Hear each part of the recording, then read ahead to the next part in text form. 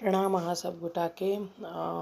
देखियो आइ हम अहाँ सब के समक्ष ई चीला ल क आबि रहल छी, जे कि अहाँ दुपहरिया के खाना में, रात के खाना में आ भोरका नाश्तो में अहाँ प्रयोग में ल सकै छी। आई बहुत हल्लुक तो नहीं कहबै, बहुत भारियो नहीं कहबै, पर हाँ मतलब फायदेमंद छै। जेना आई के मतलब मान लिया डेट पर जेना होइ छै ना कि भात रोटी सब्जी चावल ई सब खाए, सब्जी चावल रोटी चावल ई सब खाए से मन उबि गेल तऽ कनी कुछ डिफरेंट हेबाक चाही। ताहि लए ई भेलै चीला तीला ई सब अपन किछ किछ नया रेसिपी होइ छै तऽ मोनो कनी रुचि बढ़ि गेल कि हाँ चलू आइ किछु डिफरेंट भेलै।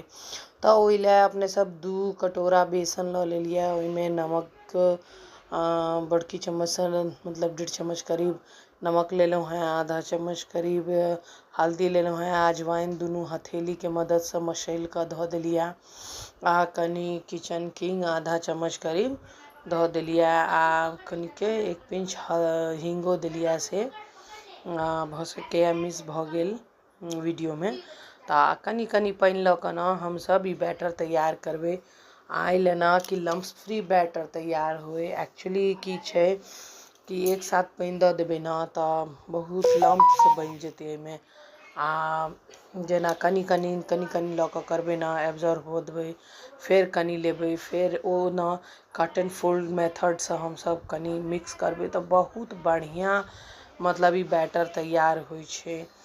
मतलब जेना कतौ ना एकोटा बबल्स नहीं हैत तैयार, एकदम बढ़िया से मतलब मिक्स भऽ जाएत। ई आ नहीं हमरा सबके बहुत पातर राखऽ के छै ई बैटर के, आ ना ज़्यादा मोट राखऽ के छै, एकदम मीडियम कंसिस्टेंसी एकर राखऽ के छै।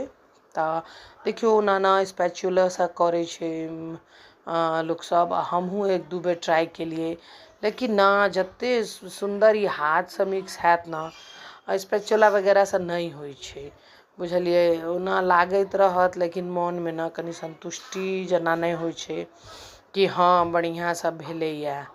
ताहि लऽ कऽ ना अपने हाथे से मिलेनाइ प्रीफर करै छी कि हाथ से बढ़िया से घोल कऽ तैयार कऽ ली। तऽ ई मतलब धनिया पात अगर अइ तऽ धनिया पात आ कसूरी मेथी ओहो दऽ सकै छी, लेकिन हमरा सब लग ना धनिया पात तऽ छलै लेकिन कसूरी मेथी नहीं छलै। तऽ ई ऑरिगेनो आ मिक्स्ड हर्ब्स छलै, जे कि हम एहिमे 2 चम्मच के करीब धऽ कऽ मिक्स कऽ देलिए। आ ई जे ओहिमे वेजिटेबल सब जे देबै ओ सबके हमसब कटिंग प्रोसेस